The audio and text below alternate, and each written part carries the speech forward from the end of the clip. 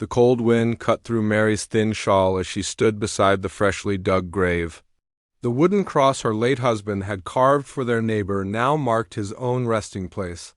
3 months had passed since the fever took him, but the pain still felt as sharp as broken glass in her chest. Her 5-year-old daughter Lucy tugged at her worn skirt. "Mama, when is Papa coming home?" Mary knelt down and pulled Lucy close. "Remember what I told you, sweetheart? Papa has gone to heaven to be with the angels. He won't be coming back, but he's watching over us." Lucy's small face crumpled, and fresh tears rolled down her cheeks. Mary felt her own eyes burning, but she couldn't cry anymore. There were no tears left, only the crushing weight of survival. Standing up, Mary looked across their small homestead. The cabin Thomas had built with his own hands still stood strong, but everything else was falling apart. The fence posts leaned at odd angles where the wind had pushed them over. Weeds choked the vegetable garden that once fed their family through. Winter. The chicken coop sat empty after she'd sold the last hen for medicine that couldn't save her husband. The October sky hung gray and heavy, promising the first snow of winter. Mary shivered and pulled Lucy closer as they walked back to the cabin. Inside, the single room felt bigger and lonelier than ever. Thomas's tools still hung on the wall where he'd left them. His coffee cup sat on the wooden table, waiting for hands that would never hold it again. Mary lit the oil lamp with shaking fingers. They had only 3 more days of oil left. After that, they would sit in darkness when the sun went down. She opened the small wooden box where they kept their money. 2 silver coins and a handful of copper pennies stared back at her. It wasn't enough to buy oil, much less food for the winter. "Mama, I'm hungry," Lucy whispered. Mary's heart broke a little more. She opened their food chest and found a small piece of salt pork and the last of their flour. Tonight they would eat thin soup made from pork bones and a few wild onions she'd found behind the cabin. Tomorrow, she didn't know what they would eat. She put water in the iron pot and set it over the fire. As the water heated, she tried to think of solutions. The nearest town was 3 days' ride away, but she had no horse. Thomas had sold their mare last spring to pay for seed that never grew properly in the rocky soil. Walking to town with Lucy would take a week, maybe more, and winter was coming fast. She could try to find work in town, but who would hire a woman with a small child? Most folks barely had enough for their own families. The few jobs available went to men who could do heavy labor. Even if she found work, it wouldn't pay enough for rent and food. Mary stirred the thin soup and watched Lucy play with a corn-husk doll Thomas had made. The child had no idea how bad things really were. She still believed Mama could fix everything, just like she always had before. But this time, Mary didn't know how to make things better. The next morning brought the sound of horses outside. Mary's heart jumped with fear. Out here, visitors usually meant trouble. She grabbed the shotgun from beside the door and peered through the window. 3 men in dark coats sat on horseback in front of her cabin. "Mrs. Patterson," one of them called, "we need to talk to you." Mary recognized the voice. It belonged to Mr. Hawkins from the bank in town. She'd been dreading this visit for weeks. Slowly, she opened the door but kept the shotgun in her hands. "Morning, Mrs. Patterson," Hawkins said, tipping his hat. "I'm sorry to bother you, but we have business to discuss." "I know why you're here," Mary said quietly. "You want the money we owe. Your husband borrowed $200 against this property," Hawkins explained. "The payment was due last month. We've been patient, but we can't wait any longer. $200 might as well have been $2,000. Mary had never seen that much money in her entire life. "I don't have it," she admitted. "Then I'm afraid you'll have to leave," Hawkins said, not unkindly. "The bank is taking ownership of this land. You have until next Friday to pack your things and go." Lucy appeared at Mary's side, pressing against her mother's leg.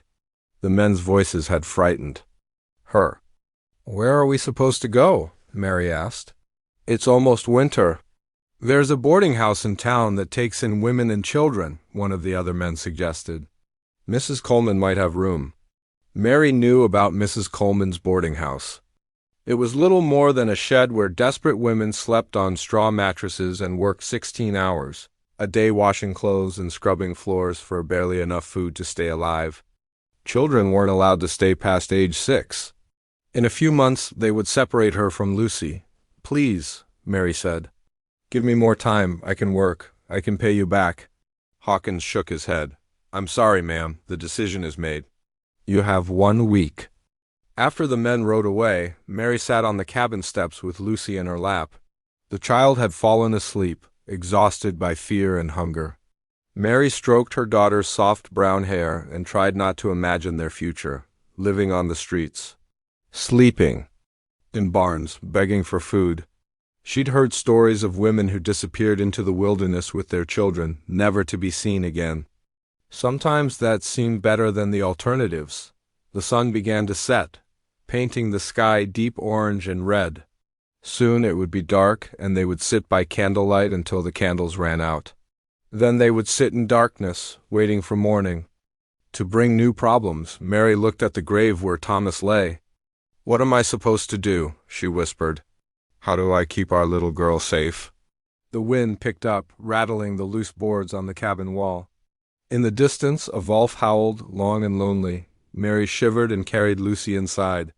She barred the door and checked the windows, making sure they were secure. As she tucked Lucy into their shared bed, her daughter's eyes fluttered open. "Mama, are we going to be okay?" Mary forced a smile. "Yes, sweetheart. Mama will figure something out. I promise."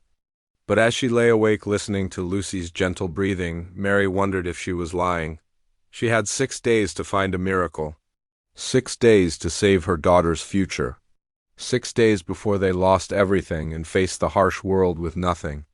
But the clothes on their backs, outside, the first snowflakes of winter began to fall. The storm hit on the 4th night after the Bankmen's visit. Rain pounded the cabin roof like angry fists, and lightning lit up the darkness every few seconds. Mary sat by the dying fire, mending Lucy's only dress by candlelight. 3 more days, that's all they had left. The wind howled through the gaps in the walls, making the candle flame dance. Lucy slept fitfully in their bed, whimpering in her dreams. Mary pulled the thin blanket higher around her daughter's shoulders and added the last piece of wood to the fire.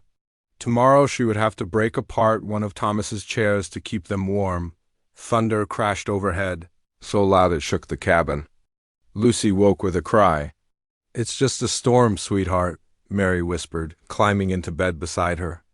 "It'll pass," but the storm seemed to grow stronger. The wind screamed like a living thing, and Mary could hear tree branches breaking somewhere outside. She held Lucy close and prayed the roof would hold. Then, through all the noise, she heard something else. A sound that made her blood turn cold. Horses. Someone was coming through the storm. Mary slipped out of bed and grabbed the shotgun. Her hands shook as she peered through the window. Lightning flashed, and for a split second she saw a massive figure on horseback near the tree line. The shadow was huge, far larger than any man she'd ever seen. Another flash of lightning revealed more details. The rider wore no coat despite the freezing rain. Strange markings covered his face and chest. Feathers hung from his long black hair. Even from a distance, Mary could see he was enormous, sitting on his horse like a giant from the old stories her grandmother used to tell, a Comanche warrior. Out here, alone in the storm, Mary's heart hammered against her ribs. She'd heard the stories everyone on the frontier had. Tales of raids and kidnappings, of settlers who vanished in the night. But she'd also heard other stories, quieter ones, about trade and peaceful meetings. Thomas had always said most of the fear came from not understanding. The giant figure dismounted and led his horse toward a large oak tree near the cabin. Mary watched through the rain as he struggled with something. Lightning revealed the truth. His horse was limping badly. Favoring its left front leg, the warrior knelt beside the animal, running his hands along its leg with surprising gentleness. Even through the storm, Mary could see his concern for the injured horse. This wasn't the behavior of a man planning violence. This was someone who needed help. Mary made a decision that would have terrified her husband. She set the shotgun aside and opened the cabin door. "Hey!" she called into the storm. "Bring your horse into the barn." The giant's head snapped up. For a moment that lasted forever, they stared at each other across the rain-soaked yard. Then he nodded once and began leading his limping horse toward the small barn behind the cabin. Mary grabbed her shawl and ran through the storm to join him. Up close, the Comanche warrior was even more impressive. He stood well over 6 feet tall, with broad shoulders and arms thick with muscle. War paint decorated his face in red and black stripes, but his eyes, when they met hers, held no threat, only gratitude and deep worry for his horse. "Bad cut," he said in careful English, pointing to the horse's leg. Mary knelt beside the animal and examined the wound. A sharp rock or piece of metal had sliced deep into the horse's ankle. Blood mixed with rainwater dripping onto the barn floor. "I can help," Mary said. "Wait here." She ran back to the cabin where Lucy still slept despite the noise. From there, small collection of medicines, she took clean cloth, needle and thread, and a bottle of whiskey Thomas had saved for special occasions. There would be no more special occasions for Thomas, but his whiskey might save this horse's life. Back in the barn, she found the warrior singing softly to his horse in his own language. The animal had calmed under his gentle touch. "Hold him. Steady," Mary said, showing the warrior what she meant. Working by lamplight, she cleaned the wound with whiskey. The horse flinched but didn't pull away. Mary stitched the cut closed with small, careful stitches, the way she'd mended Lucy's dolls. 100 times. The warrior watched every movement, occasionally murmuring to his horse in Comanche. "There," Mary said, tying off the last stitch. "Keep him quiet for a few days. Change the bandage every morning." The warrior stood and looked down at her. "You help enemy. You're not my enemy," Mary replied. "You're just a man who loves his horse." Something shifted in his dark eyes. "I'm called Running Bear," he said slowly. "I'm Mary Patterson." Running Bear nodded.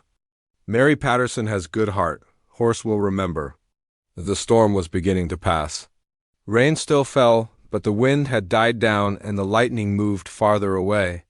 Running Bear led his horse to an empty stall and made sure the animal had water and the last of Mary's hay.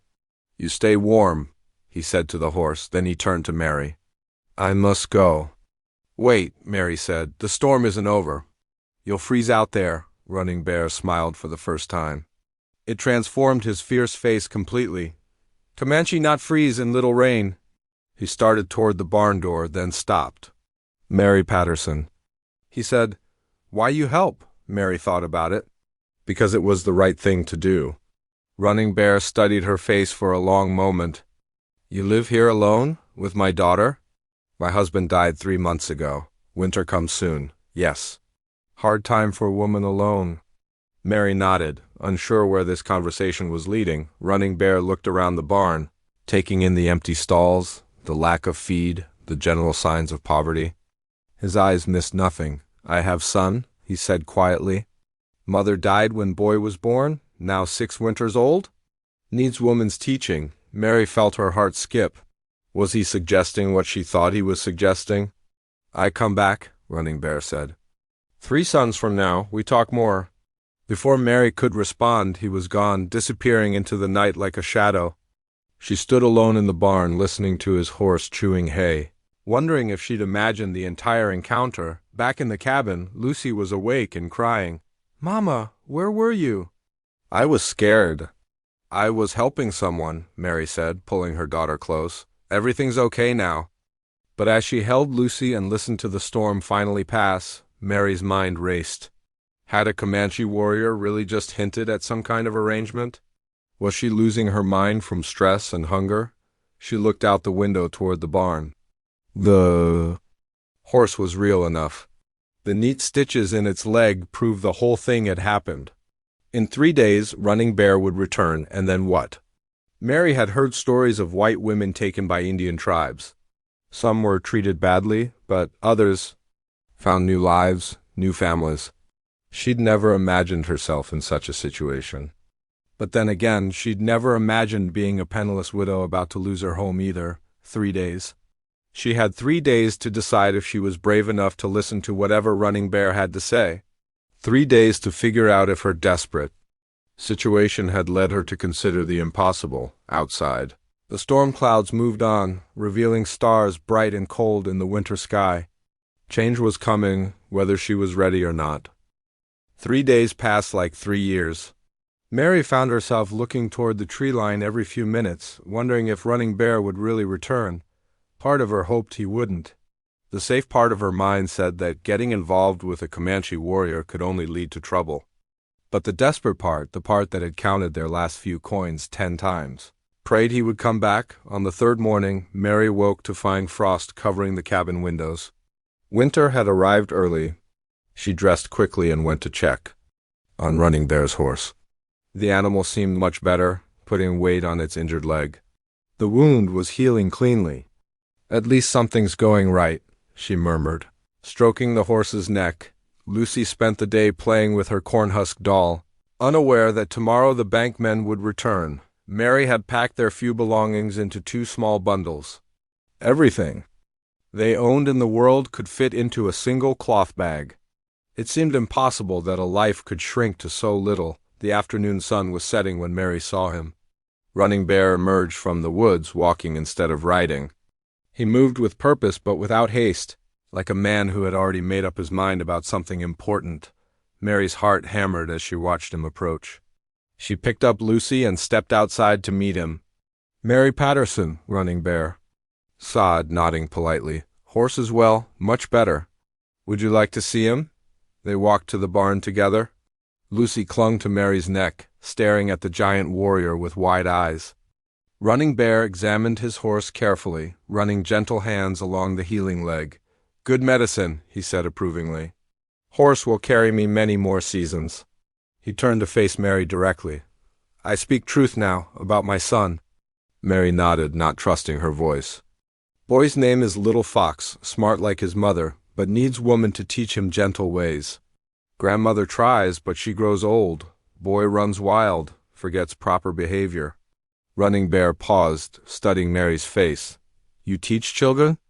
"I taught Lucy her letters and numbers. My husband said I was good with young ones." "Good. Boy needs this learning." Running Bear glanced around the failing homestead. "You lose this place soon?" Mary's cheeks burned with shame. "Tomorrow the bank is taking it back, and then, I don't know. Try to find work in town, I suppose." Running Bear shook his head.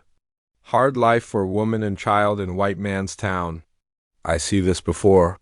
He was quiet for a long moment, seeming to weigh his words carefully.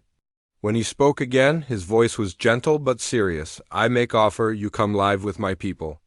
You care for Little Fox, teach him white man's learning. In return you have warm lodge, plenty food, protection from all harm." Mary felt the world tilt around her. "You're asking me to join your tribe?" "Not asking, offering, you decide, but I'm white." "Your people would never accept me," Running Bear smiled slightly. "My people judge by actions, not skin color. You saved my horse when you could have closed door and hid. You have brave heart. This matters more than white skin." Lucy whispered in Mary's ear. "Mama, what's he saying?" "He's offering us a new home, sweetheart," Mary replied softly. "What about our house? Bankmen are taking our house away, remember? I told you we might have to move." Lucy considered this. "Seriously, would Papa want us to go?" The question hit Mary like a physical blow. What would Thomas want? He'd always been fair-minded about the native peoples, more interested in peaceful coexistence than the hatred many settlers felt. But this was different. This was his wife and daughter living among people he'd never met, following customs he'd never understood. "I need time to think," Mary said to Running Bear. "Of course, but not long time. Winter comes fast. If you stay here, you freeze before snow melts." He reached into a leather pouch at his side and pulled out something wrapped in soft deerskin. "For you," he said, handing it to Mary. Inside the wrapping were dried strips of meat, flavored with herbs and salt. More food than Mary had seen in weeks. "Pemmican," Running Bear explained, "will keep you strong while you decide." "I can't take this. You'll need it for your journey home. I hunt well." "You need food more than I do?" Mary felt tears threatening. When was the last time someone had shown her such kindness? Thank you, she whispered. Running Bear knelt down so he was eye level with Lucy. The little girl shrank back against her mother, but didn't cry. You are brave like your mother, he said gently. Little Fox would like you. He has no brothers or sisters to play with. How old is he? Asked in a tiny voice. 6 winters. Still young enough to learn important things? Lucy looked up at Mary. Mama, if we go with him, would we still be a family? Yes, sweetheart, we'll always be a family, Running Bear stood. I camp by the river tonight. Tomorrow I start journey home. If you come, bring warm clothes and anything important you cannot leave behind. He started to go, then turned back. Mary Patterson, I know this is big choice, but my son needs mother's love and you need safety for daughter. Sometimes when two people help each other, both find happiness. After he left, Mary sat on the cabin steps with Lucy on her lap, sharing the pemmican. The dried meat was rich and filling, better than anything they'd eaten in weeks. Mama, are we really going to live with the Indians? Mary looked at their tiny cabin, at the grave where Thomas lay, at the empty barn and failed garden. Tomorrow. The bank men would come and take it all anyway. At least this way, they'd have food and shelter when winter hit full force. I think we might, sweetheart. Will they be nice to us? Mary thought about Running Bear's gentle hands tending his horse, his careful English, the way he'd knelt to speak to Lucy at her level. I think so. I hope so. That night, Mary lay awake making mental lists. What could they carry? What was truly important? Her mother's Bible, Thomas's wedding ring, the tin daguerreotype of her parents, Lucy's doll, a few clothes. Everything else would have to stay behind. She thought about Little Fox, a 6-year-old boy growing up without a mother. Lucy would have a playmate, maybe even a brother. And Mary would have purpose again, something she'd been missing since Thomas died. It was terrifying. It was impossible. It was completely crazy. But what choice did she really have? Stay and freeze? Go to town and watch Lucy grow up in poverty? At least with Running Bear's offer, Lucy would have a chance at something better. And maybe, just maybe, Mary would find that she was stronger than she'd ever imagined. Mary woke before dawn on the morning the bankmen would come. She'd barely slept, her mind spinning with fear and possibility. Outside, frost covered everything in a glittering white blanket. Winter had definitely arrived. She dressed quietly, trying not to wake Lucy, and stepped outside. The world was still and silent, beautiful in the early morning light.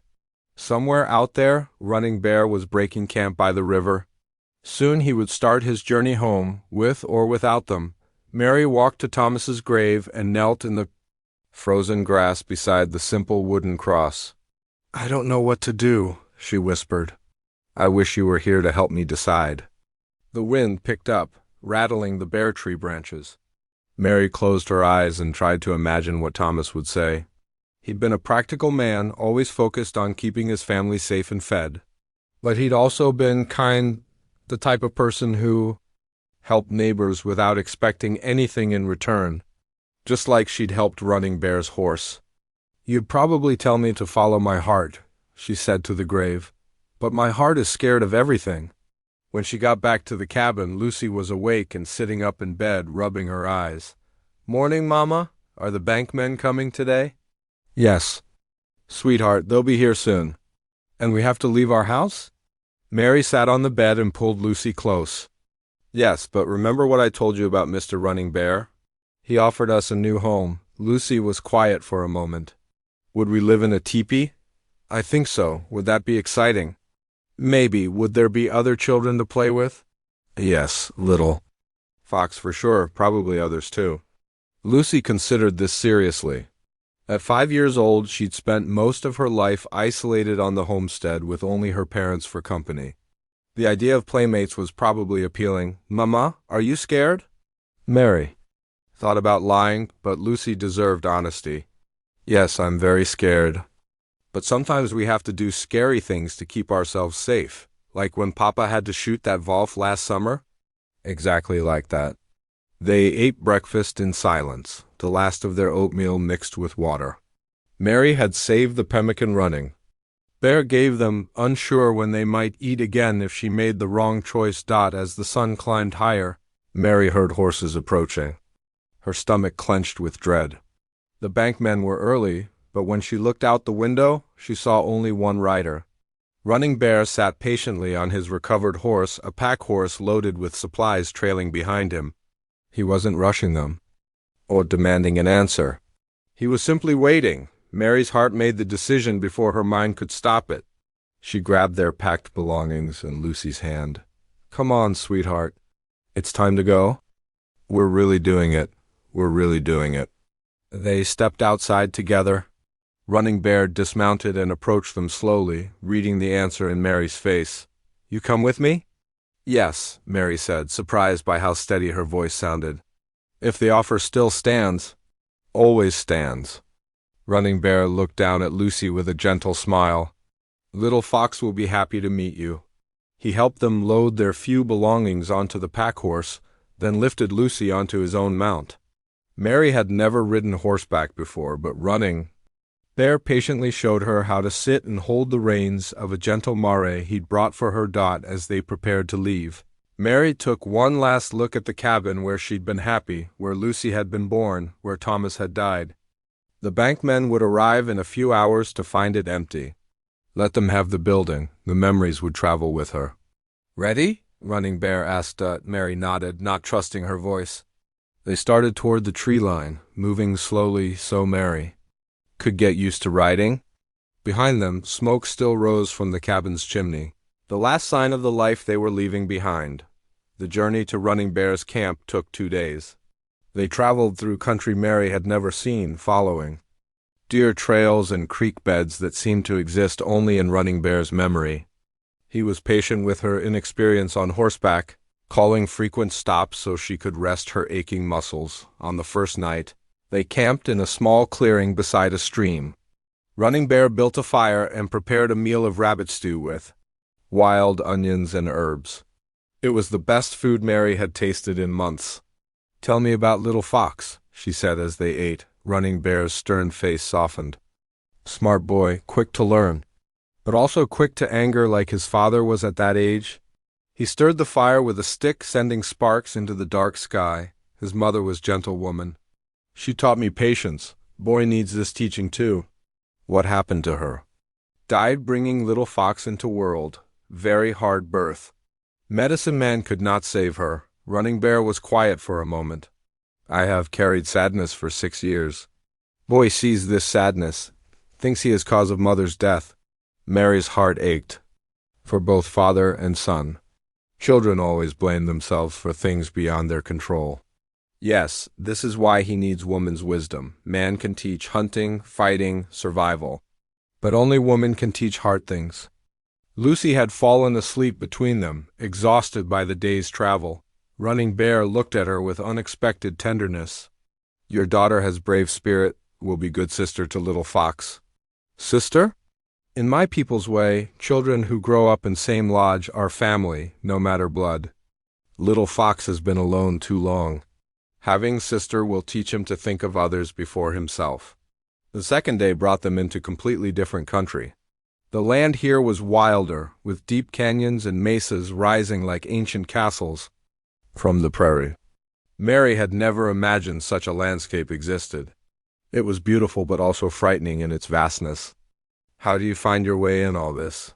she asked Running Bear. "Same way bird finds nest. This is home country. Every rock, every tree has meaning. I could find camp with eyes closed." Late in the afternoon they climbed a ridge and Mary got her first glimpse of the Comanche camp. It spread across a wide valley beside a river, dozens of buffalo hide lodges arranged in careful patterns. Smoke rose from cooking fires, and she could see people moving about their daily tasks. Children played near the water while women worked on various crafts. It looked peaceful, normal, like any small town, just made of different materials.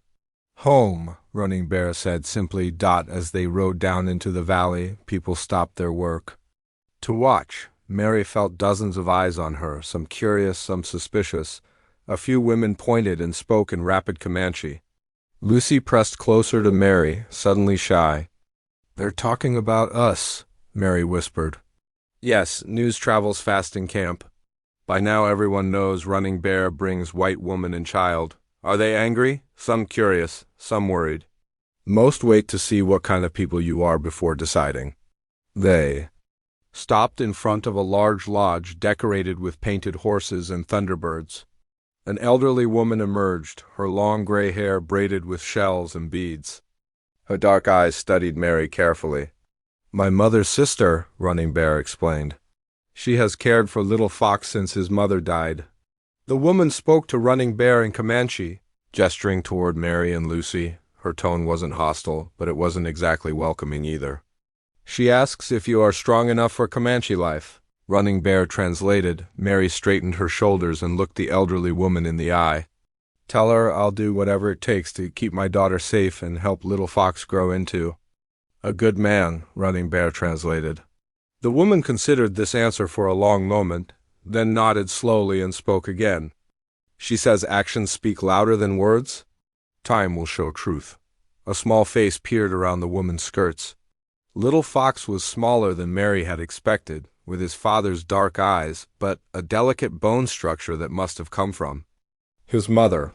He stared at Lucy with open curiosity. Lucy slid down from the horse and walked toward him. Hi, she said softly. I'm Lucy. Little Fox didn't speak, but he stepped out from behind his great-aunt. The two children regarded each other solemnly, like diplomats from different countries trying to decide if they could trust each other. Then Lucy smiled and held out her cornhusk doll. Little Fox's serious expression melted into wonder.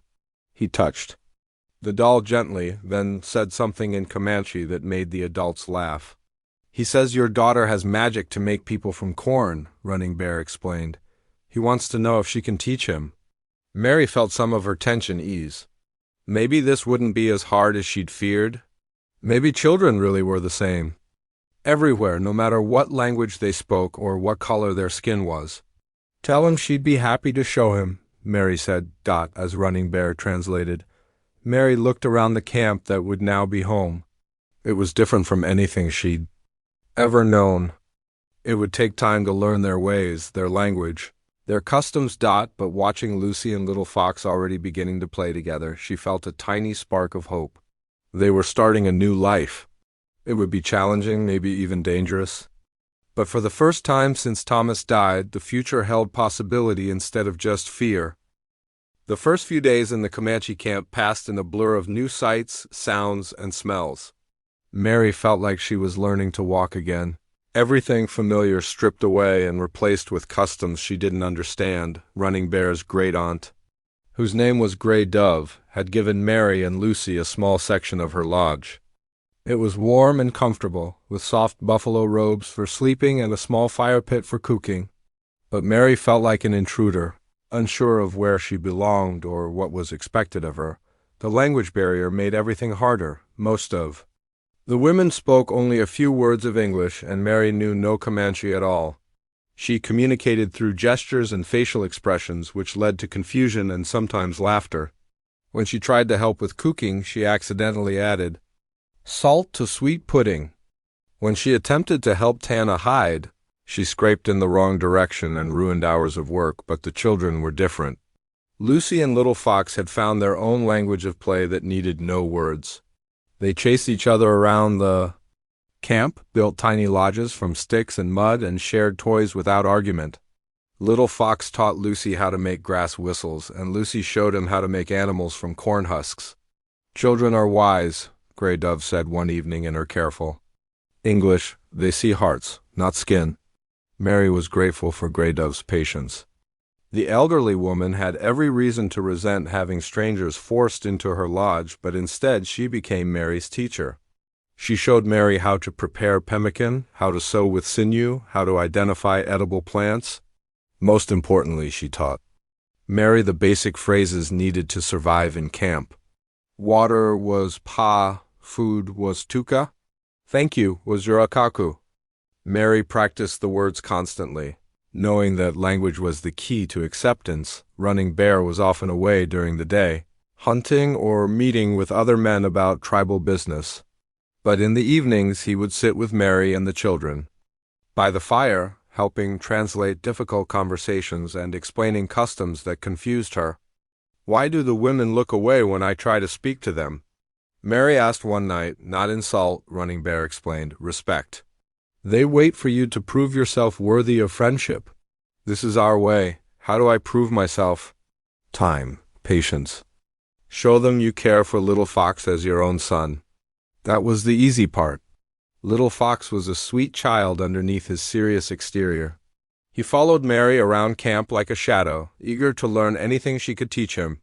She started with simple English words, using objects to help him understand. Cup, while holding a drinking vessel. Horse, while pointing to the animals.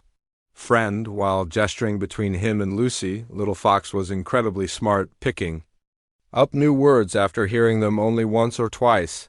But more than English, he seemed hungry for motherly attention. He would sit close to Mary while she worked, leaning against her shoulder like Lucy did.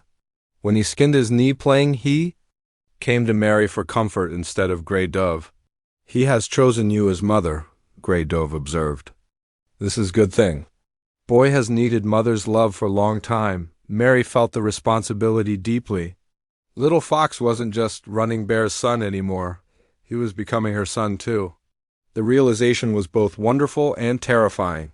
The first real test came during Mary's second week in camp. A group of children were playing near the river when one of them, a boy named Stands Tall, fell into the rushing water. The current was strong from recent rains, and the boy couldn't swim well enough to reach shore. Mary didn't think. She just acted. She ran into the water, dress and all, and fought the current to reach the struggling child. The water was freezing, and the boy was panicking, but Mary managed to grab him and drag him to safety. By the time they reached shore, both of them were exhausted and shivering. The boy's mother rushed over, speaking rapidly in Comanche. Mary couldn't understand the words, but the tears of gratitude in the woman's eyes needed no translation. Soon a crowd had gathered, all talking at once about what had happened that evening.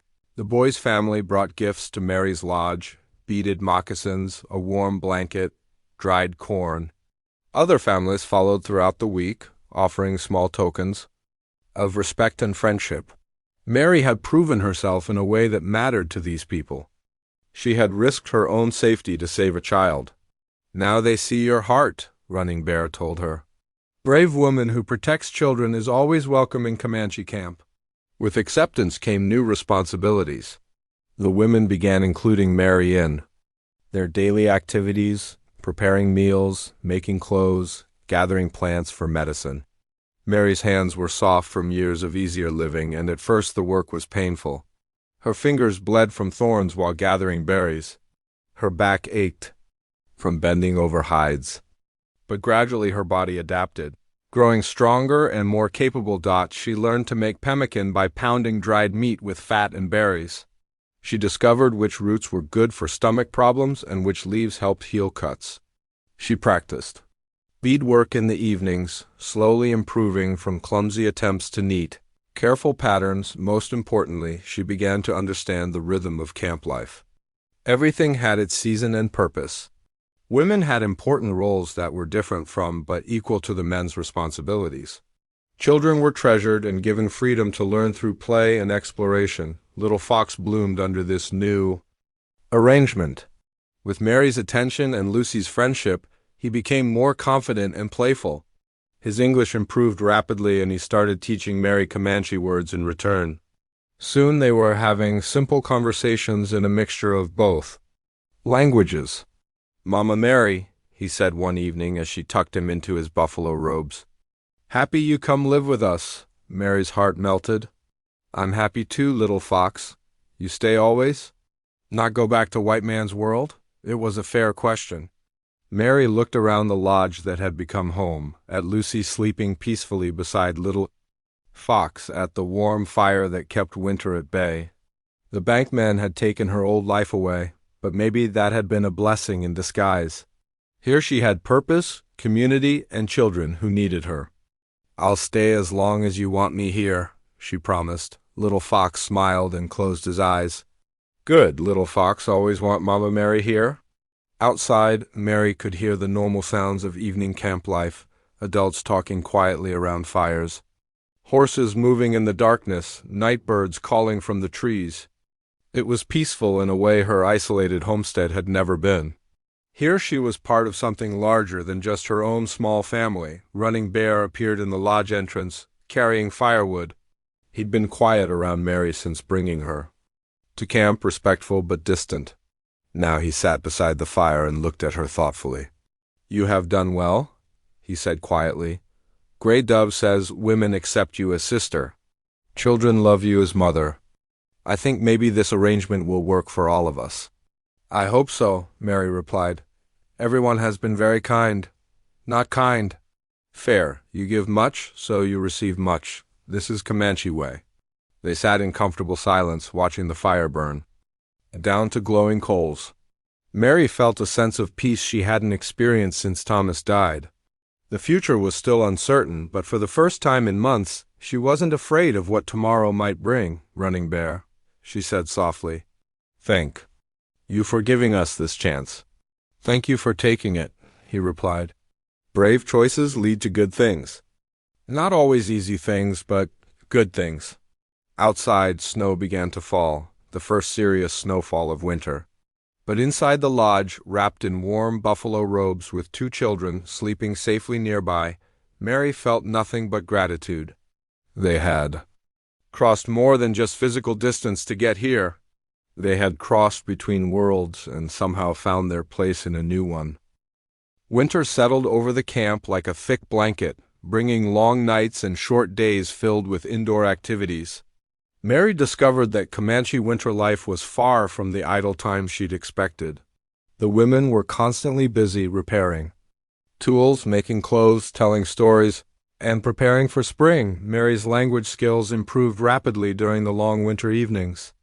Gray Dove was a patient teacher, correcting Mary's pronunciation and explaining the subtle meanings behind different words. Soon, Mary could hold basic conversations with most of the women in camp. "Your tongue learns quickly," Gray Dove said approvingly. "Shows respect for our ways." But language was only part of fitting in. Mary had to learn dozens of unspoken rules about Comanche society.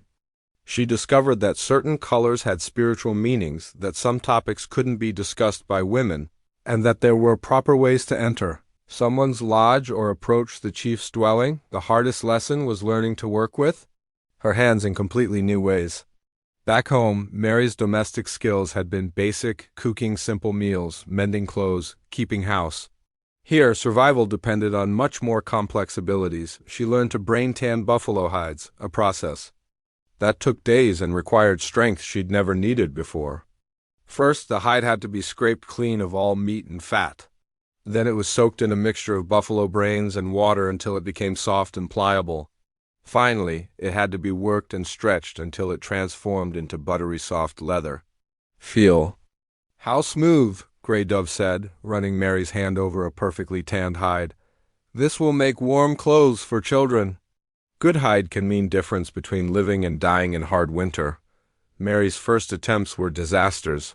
She scraped too hard and made holes in the hide. She didn't work the brain mixture in properly, leaving stiff patches. But gradually, with patient instruction, she began to understand the process. Her hands grew calloused and strong. Her back learned to bend for hours without complaint. The children were her greatest teachers when it came to truly understanding Comanche culture. Little Fox and Lucy played games that showed Mary how the tribe viewed the world around them. They pretended to be different animals, copying their movements and sounds until Mary could identify various creatures just by watching the children's play. "Buffalo strong like this," Little Fox would demonstrate, stomping around the lodge with his shoulders hunched. "Eagle sees everything from sky," Lucy would add, standing on her toes and scanning the horizon. Through their games, Mary learned that animals weren't just sources of food and materials. Each creature had its own spirit and wisdom. Eagles represented vision and courage. Buffalo meant abundance and sacrifice. Wolves showed the importance of family and cooperation. "Animals are teachers," Running Bear explained one evening as they watched the children play. "Each one shows us a different way to live. That's why we honor them when we hunt." This was different from the way Mary had been raised. Her people saw animals as God's creatures, certainly, but not as spiritual guides. Learning to think this new way required her to set aside old beliefs and open her mind to different possibilities. Spring brought new challenges and opportunities. As the snow melted and the first green shoots appeared, the entire camp came alive with activity. Mary joined the women on their first plant-gathering expedition of the year, learning to identify dozens of edible and medicinal plants. This one, good for stomach pain, explained a woman named Singing Bird, pointing to a low-growing herb. That one makes good tea for women's monthly troubles. Over there, see the red flowers? Those roots help with toothache. Mary tried to memorize everything, but there was so much to learn. Each plant had its proper season for gathering, its correct method of preparation, its specific uses. Some were safe for children, while others could be dangerous in the wrong. Hands? Don't worry, Singing Bird laughed, seeing Mary's overwhelmed expression. Takes many seasons to learn all plant wisdom. You know much about white man's medicine. We learn from each other. That gave Mary an idea. Back home, she'd been skilled at treating common illnesses with herbs and home remedies. Maybe she could contribute her own knowledge to the community's healing practices. When a child in camp developed a fever that the medicine man couldn't break, Mary asked permission to try a remedy her grandmother had taught her. She made a tea from willow bark and had the child soak his feet in cool water while drinking the bitter brew. Within hours, the fever broke. Word spread quickly through camp. Soon other families were asking Mary to look at various ailments. She was careful to work with the medicine man rather than competing with him, explaining her methods and asking his advice. To her relief, he seemed interested in learning new techniques rather than threatened by her knowledge. Good medicine comes from many sources, the medicine man told her through Running Bear's translation. Wise healer learns from all people. As summer arrived, Mary faced her biggest test yet. The tribe was preparing for the annual buffalo hunt, and every member of the camp had specific responsibilities. The women would follow the hunting party, ready to process the meat and hides as soon as the animals were killed. Very hard work. Gray Dove warned, hunt may last many days. We work from sunrise to midnight, making sure nothing is wasted. Mary had never seen a buffalo, much less helped butcher one. The enormous animals were legendary in her mind, symbols of the wild frontier that her people were gradually taming. Now she would be part of the ancient cycle that had sustained the Comanche for generations. The hunt was everything Gray Dove had promised and more. Mary worked alongside the other women, learning to efficiently process the massive animals. Every part of the buffalo had a use: meat for food, hides for clothing and shelter, bones for tools, sinew for thread. Nothing was wasted. Buffalo gives life, Running Bear explained as they worked. We take only what we need and honor the spirit of each animal. Mary's respect for Comanche culture deepened as she witnessed this careful balance between taking and giving back. These people understood something her own culture had forgotten, that survival depended on living in harmony with the natural world rather than trying to conquer it. During the long days of the hunt, Mary also saw Running Bear in a new light. She'd known he was respected in the tribe, but watching him coordinate the hunting parties and make decisions about distributing the meat, she realized he was more than just a skilled warrior. He was a leader, someone his people trusted to make wise choices for the entire community. In the evenings, when the day's work was done, Mary would sit with Little Fox and Lucy around their campfire. Both children had thrived during their first year in the tribe. Lucy could now speak Comanche almost as well as English, and Little Fox had become completely bilingual. More importantly, they'd learned to see the world through different eyes. Mama. Mary, Little Fox said one night as they watched the stars appear, are you happy you came to live with us?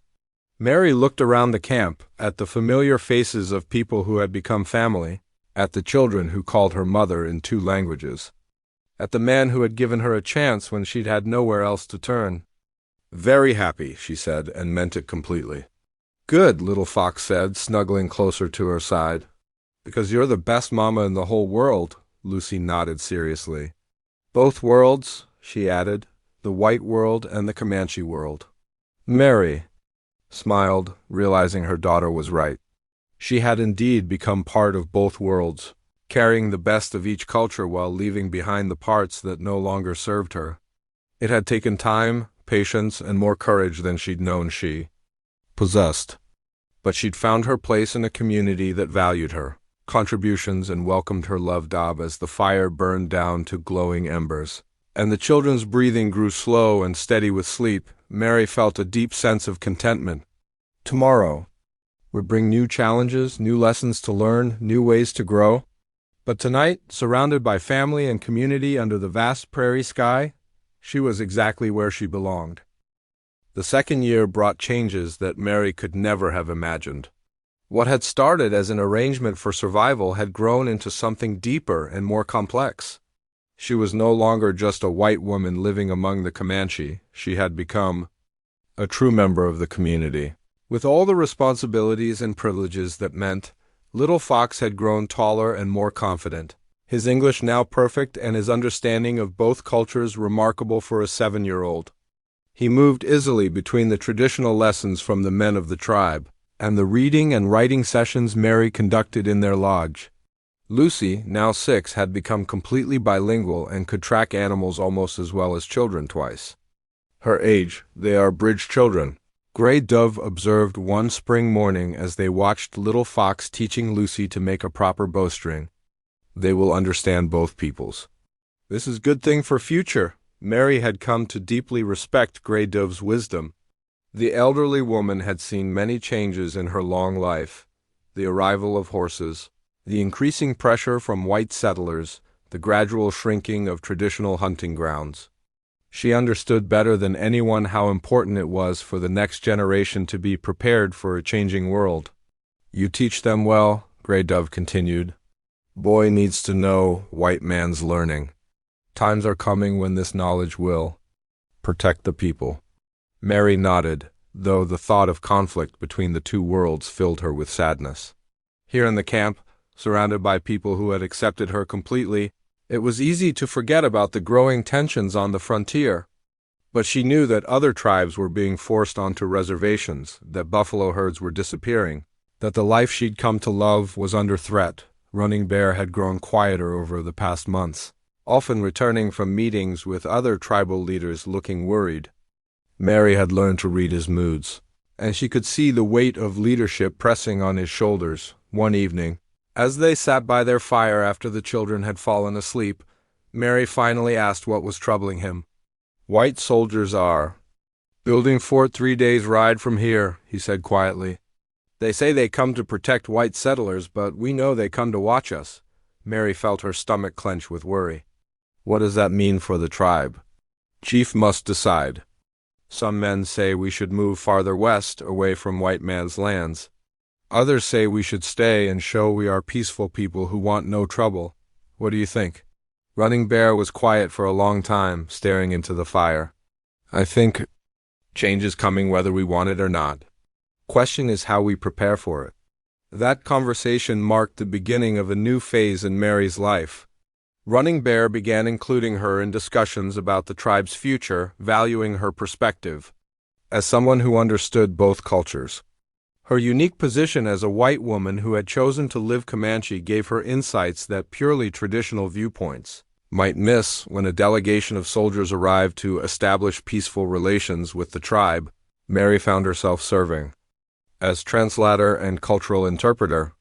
The young lieutenant in charge was nervous and suspicious, clearly expecting hostile savages rather than the dignified, intelligent people he encountered. Tell them we mean no harm, the lieutenant said. To Mary, speaking as if the Comanche leaders weren't standing right there, we just want to ensure the safety of white settlers in the area. Mary translated, but she also added context that helped both sides understand each other better. She explained to the soldiers that the Comanche were honorable people who valued peace but would defend themselves if threatened. She helped the tribal leaders understand that not all white people were enemies. Though many were frightened by stories and misunderstandings, the meeting ended without violence. But Mary could see it was only the beginning of many such encounters. The two worlds she'd learned to bridge were moving closer to collision. As summer arrived, Mary faced a personal challenge that tested everything she'd learned about Comanche culture. Little Fox was approaching the age when boys began more serious training in warrior skills. This meant spending less time with the women and more time learning to hunt, fight, and eventually raid enemy tribes. The thought of Little Fox becoming a warrior filled Mary with conflicted emotions. She understood it was necessary for him to learn the skills of his people, but the idea of him potentially fighting against white soldiers, people who might include men she'd once known, was heartbreaking.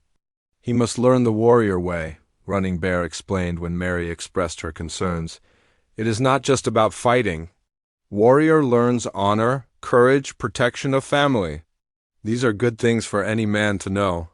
But what if there's a war between your people and mine? Then Little Fox will have to choose his path, like all men must do. But you have taught him to think with his heart as well as his anger. This will make him wise warrior, not just strong one. Mary began to understand that her role in Little Fox's life was evolving. She would always be his mother in the ways that mattered, but she couldn't protect him from the responsibilities of growing up in his chosen culture.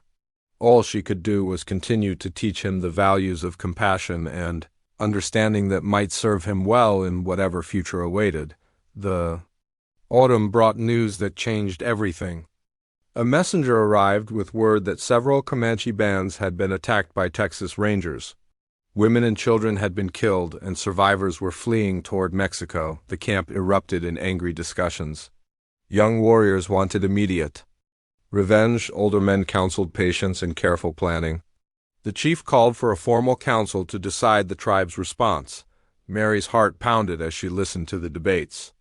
She understood both languages being spoken, but more importantly, she understood the pain and fear driving both sides. The Comanche had lost innocent family members and wanted justice. But she also knew that retaliation would only bring more soldiers and more violence. During the council meeting, something unprecedented happened. The chief asked Mary to speak, to share her perspective as someone who had lived in both worlds. Mary stood slowly, feeling the weight of dozens of eyes upon her. She looked at Running Bear, who nodded encouragingly, then at Little Fox and Lucy, who were listening intently from the edge of the crowd. "I have lost family to violence," she began, speaking in Comanche so everyone could understand. "My husband died, and I know the anger that comes with grief. But I have also learned that revenge creates more pain, not less." She paused, gathering her thoughts. "The white people fear you because they don't understand you. They see only the raids and the stories of violence. They don't see the kindness in this camp, the way you care for children, the honor you show to elders." Murmurs rippled through the crowd. Some people nodded. Others looked skeptical. "If you attack the white settlements," Mary continued, "you will prove their fears right. More soldiers will come, and they will not stop until every lodge is burned and every family scattered." An older warrior stood up angrily. "So we do nothing while our people are murdered?" "No," Mary said firmly. "We show them who we really are. We prove that some Comanche are peaceful people who want to live in harmony with all our neighbors. Maybe that will save the lives of our children." The debate continued long into the night, but Mary's words had planted seeds of thought. In the end, the chief decided on a middle path. They would send messengers to other tribes, sharing information and coordinating responses. But they would not launch immediate attacks on white settlements. Later, as Mary helped bank the fire, in their lodge, Running Bear spoke quietly. "You were brave to speak in council. Not many women would dare give advice to warriors. Was I wrong to speak?" "No, you spoke from wisdom, not fear. This is always the right thing to do." Mary looked at him more closely. In the firelight, she could see new lines around his eyes, evidence of the stress he'd been carrying as a leader during these difficult times. "What will happen to us?" she asked. Running Bear was quiet for a moment. "I don't know. But I do know that whatever comes, we will face it together. You are no longer a white woman living with Comanche. You are a Comanche woman who happens to have white skin. There is difference. Mary felt tears prick her eyes at his words. Somewhere along the way, without her realizing it, she had truly changed. This was home now, these were her people, and their future was her future. Outside, she could hear the normal sounds of camp settling in for the night. Children's laughter, adults talking quietly, horses moving in the darkness. It was peaceful, but Mary knew that peace was fragile. The seasons of growth were ending, and the seasons of testing were about to begin. 2 years after Mary first accepted Running Bear's proposal, their world began to change in ways none of them could have predicted. The pressures from white expansion were intensifying, but so were the bonds that held their unusual family together. The morning that would change everything started like any other. Mary was teaching little Fox to write his name in English while Lucy practiced her Comanche counting songs. Gray Dove worked nearby, beating a new dress for Lucy's approaching 7th birthday.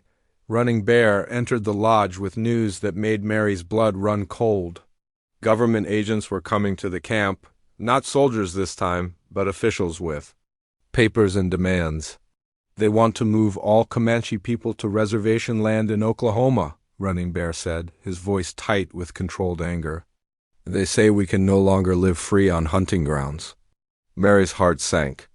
She'd heard stories of what reservation life was like, crowded, poor, dependent on government handouts that often didn't come. It would mean the end of everything the tribe valued about their traditional way of life. What did the chief say? We have choice. Go to reservation willingly or wait for soldiers to force us there. That afternoon, Mary found herself in another unprecedented situation. The government agents had requested to speak with her privately, having learned that a white woman lived voluntarily among the Comanche. They seemed to think she might help convince the tribe to cooperate with relocation. The lead agent, a tired-looking man named Wilson, met with Mary outside the camp boundaries. His assistant took notes while Wilson spoke. Mrs. Patterson, we understand you've been living with these Indians for some time now. 2 years, Mary confirmed. And they're not these Indians. They're the Red River Band of the Comanche Nation. And they're good people. Wilson raised an eyebrow at her correction, but continued. We're hoping you might help us explain to them that relocation is in their best interests. The reservation will provide security, regular food supplies, and education for the children. Mary almost laughed at the irony. Mr. Wilson, these children are already getting excellent education. They can hunt, track, identify medicinal plants, speak multiple languages, and understand their natural environment better than most white adults. But they need to learn to live in the modern world, Wilson insisted. They need to become civilized. Civilized like the white settlers who murdered women and children last fall? Mary asked pointedly. Wilson's assistant looked uncomfortable, but Wilson pressed on. There have been unfortunate incidents on both sides. That's exactly why separation is necessary until the Indian populations can be properly assimilated. Mary realized that no amount of explanation would make these men understand what they were asking the tribe to give up. But perhaps she could negotiate better terms. If the tribe agrees to relocate, she said carefully, what guarantees do they have that the government will honor its promises? What happens to their cultural practices, their language, their traditional leadership?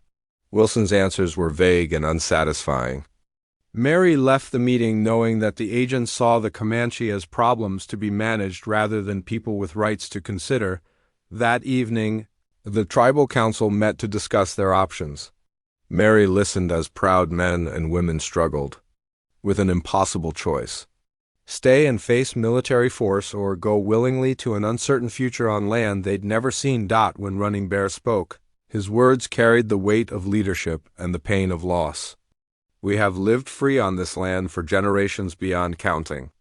Our children know every stream, every hill, every place where the spirits dwell. How do we tell them that all of this must be left behind? An elderly warrior named Stone Wolf stood slowly. I have seen 70 winters. I have fought Texans, Mexicans, and other tribes. But I have never faced an enemy I could not understand. How do you fight people who think they are saving you by destroying everything that makes you who you are? The debate continued through the night. In the end, practical concerns won over emotional ones. The chief announced that the tribe would agree to relocate, but only if certain conditions were met. They wanted guarantees that families would not be separated, that traditional leaders would maintain authority over internal tribal matters, and that children would be allowed to learn their native language alongside English. Mary volunteered to help negotiate these terms with the government agents.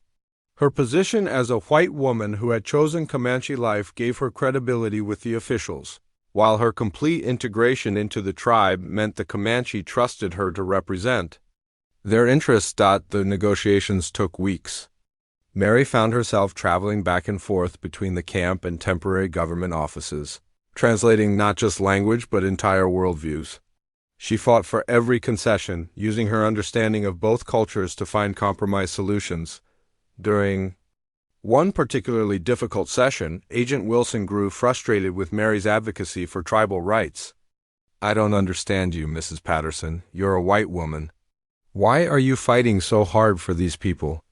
Mary looked at him steadily. "Because they're my people now, Mr. Wilson. This is my family, my community, my home. When you ask them to give up everything they value, you're asking me to give it up too. But surely you understand that they need to adapt to modern civilization? They are civilized," Mary said firmly.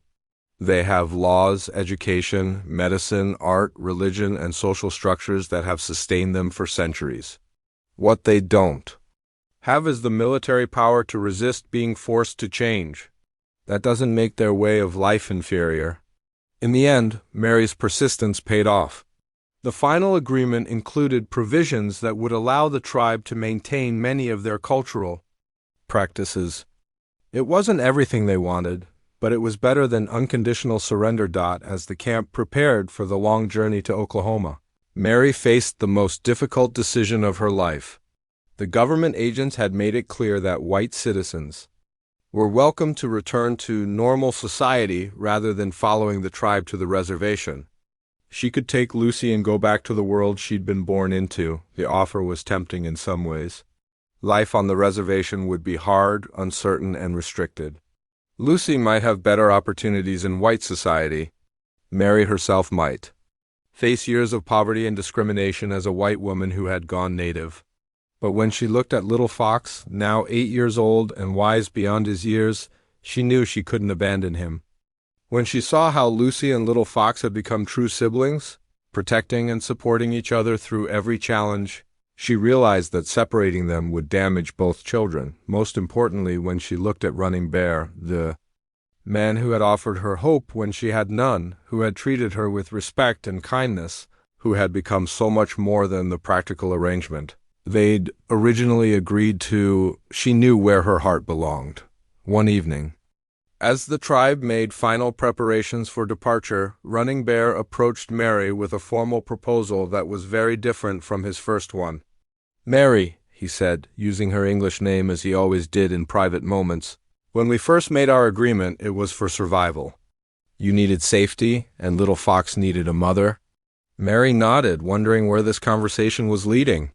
"But now," Running Bear continued, "I ask for a different reason.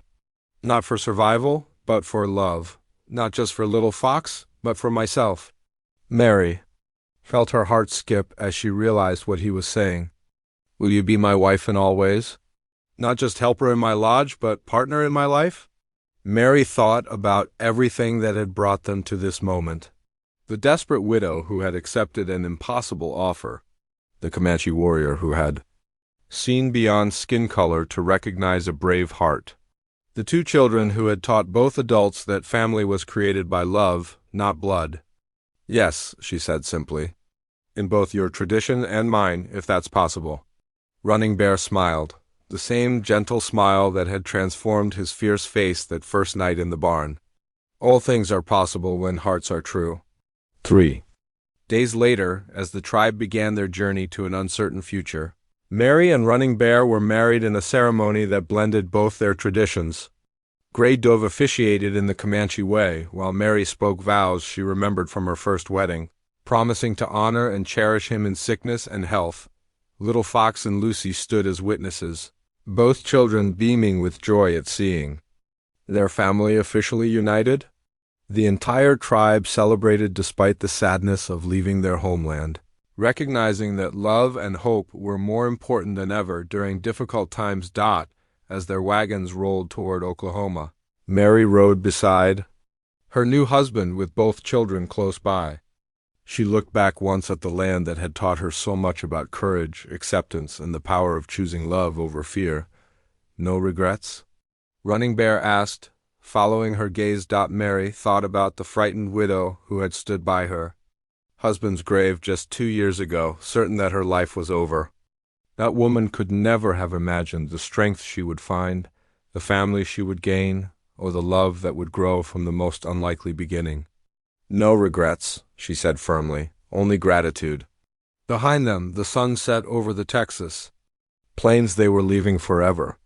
Ahead, an unknown land awaited with challenges they couldn't yet imagine. But between them, in the wagon and on horseback, traveled